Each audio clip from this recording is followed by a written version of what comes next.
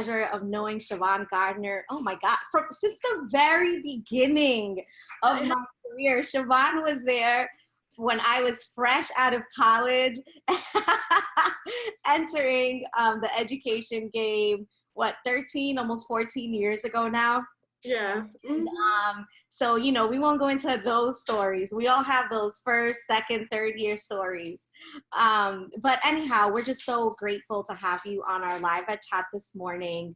I know that you have done amazing things at KIPP South Fulton Academy, which has been rated an A school. I know that it has also received accolades for being a top performing school, the top, 5%. Yeah.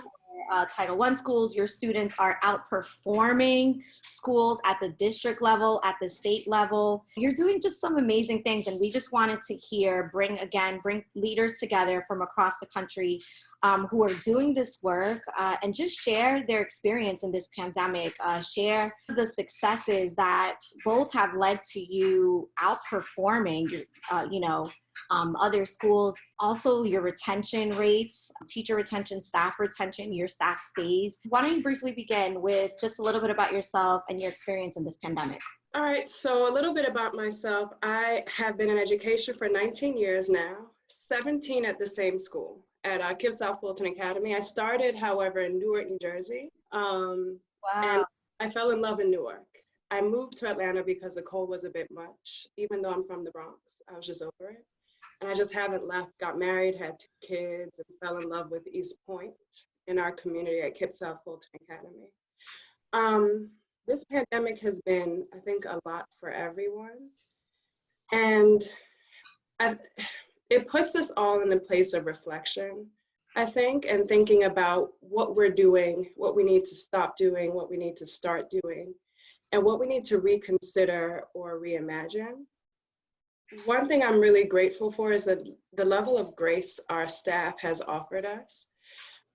We are in a transition year, meaning this is my last year. Year 17 is the last year at KIPP South Fulton Academy. Wow. Well, you have definitely put in a lot of time. And also, by the way, John Dre is on here, and he said Siobhan Gardner, elite educator since 2002. And for everyone else coming in, just let us know what state you're representing. There's a lot of people from Atlanta, and we have some Jersey people in here as well. And oh, cool. Texas. Yeah. So, leading through a pandemic during a succession, yeah. It was not the challenge I expected when we wrote the succession plan. And so this has been planned. We've been really thoughtful and working in partnership together. And I think we're actually handling the challenge really well. I'm super proud of my successor, but it definitely was unexpected, to say the least. Of course, yeah. Tell us a little bit about, what do you think has led to some of the success? What happened, some of the successes that you feel that you've had, or maybe some things that you're proud of, and what you think added to those successes? As I think I'm really proud of our instructional vision. I think our school was in a really, really good place when I took it over. Really stable, and we had a lot of systems sort of that were operating, I want to say seamlessly, but without much monitoring, institutional systems that people just seem to know that have been codified in writing over the years. And so when I joined, my first task was an instructional vision, and really thinking through sort of the notion that operations and culture, everything has to work in service of that instructional vision, yes. Right? So if you're thinking about how to spend money without clarity on an instructional vision, you can spend it in 1,000 different places, not necessarily in service of teaching and learning. And so what I wanted to do is really get more strategic with our culture and with our operations to make sure that every single move we made was in service of teaching and learning. And even, the biggest task actually I had my first year was parent involvement. And that was the thing that I thought would move us the furthest along as a community, was really bringing in our families, their voices, what they wanted for their kids. And it's also what I'm most proud of. So yesterday or the day before, I was sitting at, working, and I got an email from our PTO saying, the yearbook is still happening. And Wow. I could have cried because I think our kids definitely need a yearbook this year.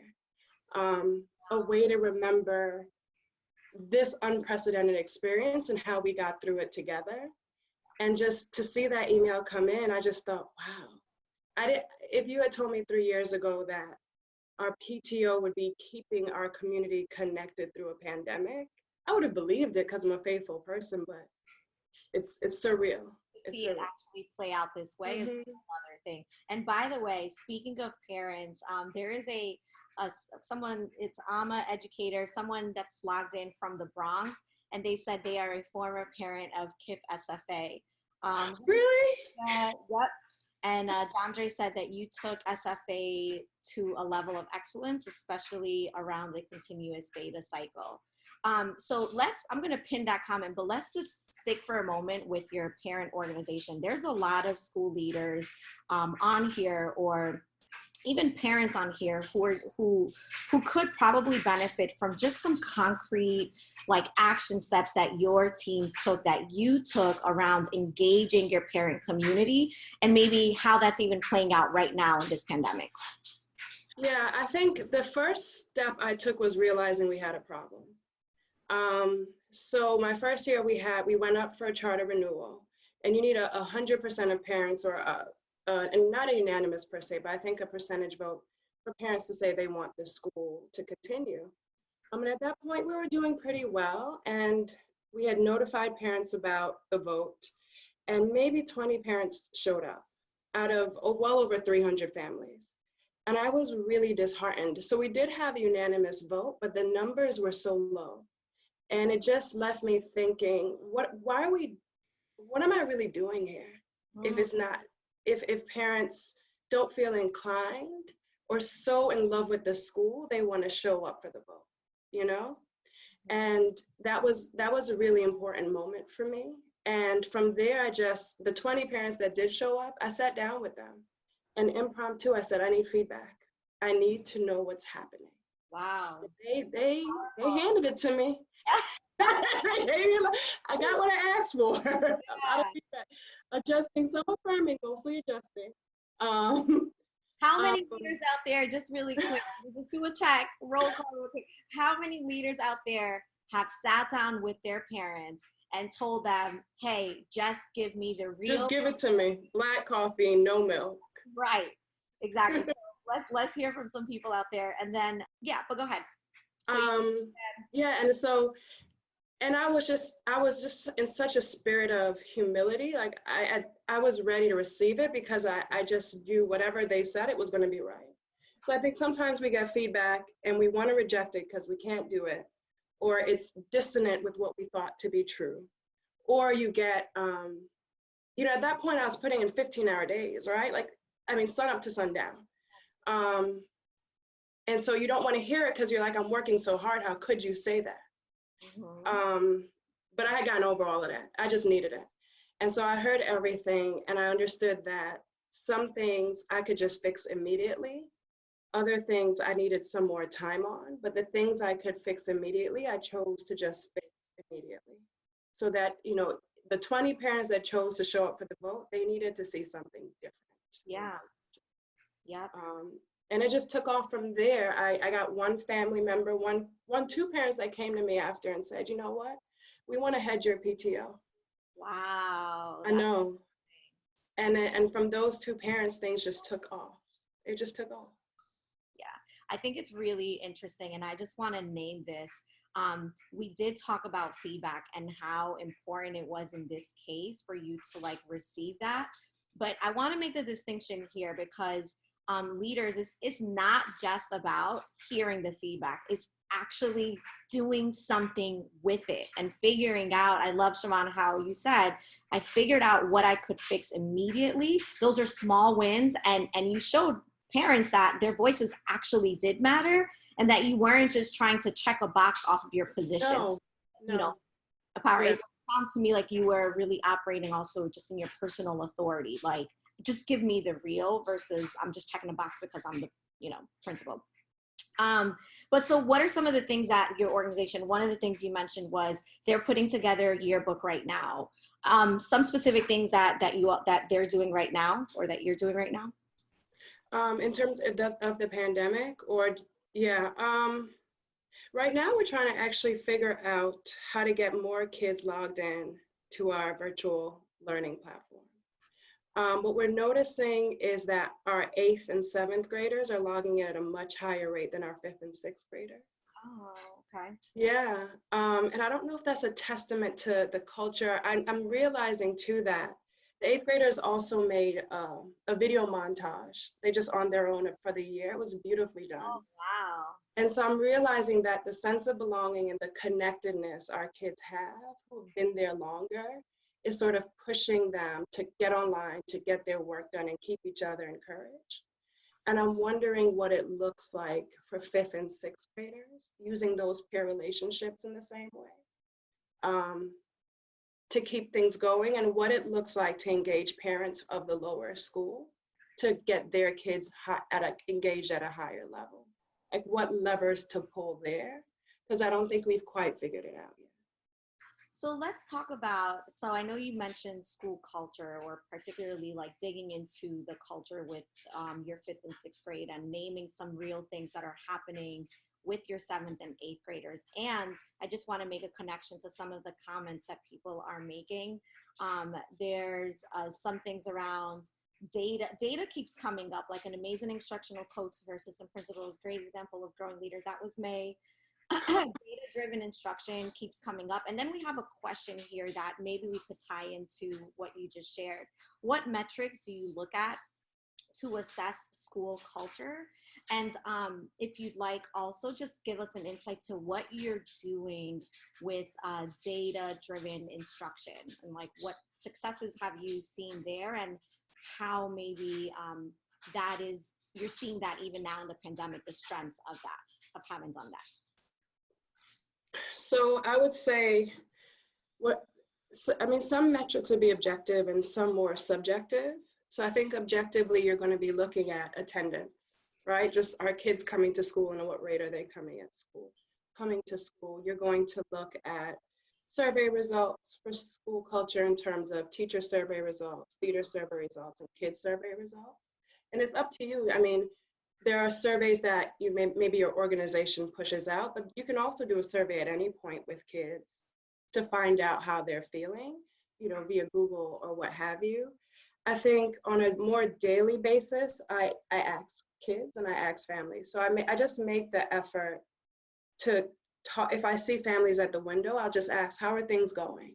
Yeah. What feedback do you have for me? Just randomly as I see families, and I'll ask of kids. To the point that I know as kids get older, I don't have to ask anymore. They just Ms. Gardner, you open the feedback? I hear about the lunches that we like, the lunches we don't like, the privileges we like to have, privileges that we appreciate. I also get feedback in the form of gratitude, because I do hear that as feedback, something we should keep doing, something kids enjoy. So I think they're very scripted ways to keep a pulse on culture, even a walkthrough, right? Like, how are classes running? How are children comporting themselves? Do you have a sense of compliance or a sense of belonging? Are kids being invited in? Are they being pulled in? Like, all of that gives you a read on culture. And I think what's key is that you keep that read all year long, every single day. Mm-hmm. So you can't wait for those punctuated surveys to figure out what is happening in your building in terms of culture. I think typically if a survey comes in and I'm surprised, then there's another question I'm asking myself, like, where have you been? Yeah. Why didn't you see that coming? For better or for worse. And I hear you talking a lot about just like being present, the importance of being present as a leader. And so given right now that your students, your staff, everyone is working, obviously distance learning is happening right now. How are those impromptu check-ins playing out right now, or that being present playing out for your staff? I think you have to be intentional. So, with our kids, we divided the whole community into groups of, I think, 7 or 10, and actually not just teacher, every team member has 7 or 10 kids they're checking in with weekly or bi-weekly. And as a leadership team, it's the same for us. Like, we have to have those teachers that we're checking in weekly or bi-weekly. Yeah. And then we're communicating with each other around how people are doing. And sometimes it is, you know, what feedback do you have about virtual learning? More often than not, though, it's, I care about you and I want to know how you're doing. Wow. You know, how are you doing for real?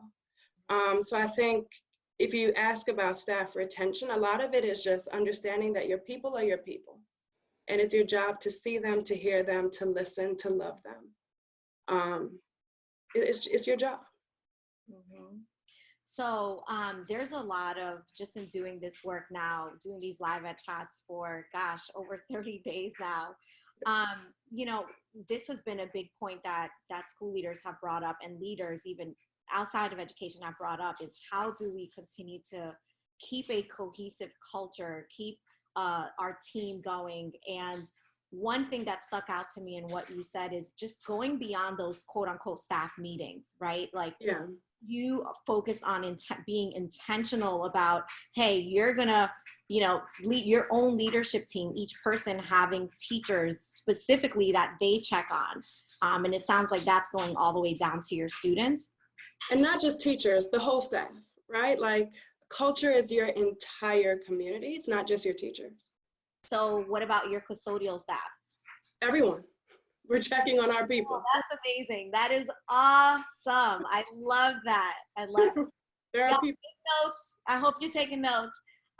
So Siobhan, what should we be thinking about right now as we kind of close out? Like, what points do you want to leave us with thinking about now, for now, and what should we be thinking about just for the future, for fall? I'll say, I want to be a good steward. It's counterintuitive, but I want to be a good steward of this moment. And what that means is, whatever we do moving forward, it can't be us trying to replicate what we used to do. I would offer that what we used to do had its flaws. And now is a good time to figure out what we could do differently and better for kids. I think I've even, you know, I keep thinking our kids will have lost 6 months of day-to-day instruction. So even if we're getting, say, 70 out of 100 kids online, or 80 out of 100, our day-to-day attendance rate might have been 95 to 98%. We're still losing. And so at first my impetus was like, we're just gonna have to work harder. We're just gonna have to do more of what we've always done. And now I'm like, no, Siobhan, you actually have to do different. You have to differentiate better. You have to use whatever you've learned about technology to innovate in the classroom, right? You have to be more cohesive for kids, whatever networks you're able to build via Instagram or, you know, however you're building networks for kids, don't abandon them after the pandemic. Continue to use it, right? So, yeah, so my thing is how, as terrible as it's been, like, there's so many days that I just cry because it's been hard to watch what's happening for us as a people, and just to see how it lands in our community differently every single time. Yeah. I still pray to be a good steward of this moment, to take the lessons I'm supposed to take and have gratitude for my very existence and pay it forward by being different. Mm-hmm. Wow. That's so, thank you for just being so genuine and also naming that, not showing up and pretending like, hey, it's all great, it's all rosy, but knowing that, one, you are carrying this heavy responsibility as well as your successor and every leader out there. And it is hitting different, and naming that it is hitting different in our communities, and just being a good steward of everything that is happening right now, and taking those learned lessons into the school year. So while with that, and I guess we can maybe wrap up here and with any other points you have, there's a lot of people planning for next school year right now. There's, you know, in Georgia, it sounds like we're going to be reopening in certain areas next week. There are still folks who are making contingency plans for closing potentially fall. Universities still talking about 2021. So it's easy to also just kind of get stuck in this mode. What should we be, any last thing around planning that we should be thinking about? Yeah, I think to the extent that you can create, we're innovating now, we are creating, right? So to the extent that you can think outside of just reacting and how what you're creating now could carry us later, I think would be really smart. So for example, teachers are teaching online now. One thing we said to staff is like, is this your plugin for differentiation next year? Is this video good enough, right? Not just for right now, for getting by, but can 5 kids watch this video while you work with another 5 kids, while another group of 5 kids work independently, or whatever the case is, next year. So really thinking about what are the things that we're doing now that we could actually keep doing well and refine to, again, do different next year. So it's not for naught. Whatever we use, if we can engage kids, if we can get 100% of kids online during a pandemic, then what more can we do when they come to school every day? Exactly. You know, like. And our parents too. Yeah, right? yeah. Parents are very involved in whatever's happening for them. So just a few comments. There's a lot of people showing love to you, Siobhan. Thank you for showing humility, vulnerability, and love. The heart of a great leader. Love this. Words from a great leader. Someone else said our communities remain on the proverbial back of the bus. Someone else said, yes, yes, yes, such a great point. This is a pivotal moment where we have to see differently and innovate for our community. So what you have said has really obviously resonated with our community. A lot of folks will go back and watch this throughout the day. It'll be up on our live story for the next 24 hours. Siobhan, I just want to thank you again for joining us. Super grateful. You have taught me so much, especially early on in my career. Siobhan had so much patience. She taught me how to stop. You were a blast. You were great. My face. Yeah, she taught me how to stop talking so much when I was a teacher. It was great. It was like, let the kids think. I'll never forget that. Love you all. Love you, Siobhan. Thank you again. Love you, Siobhan. Thank you. Thank you for having me.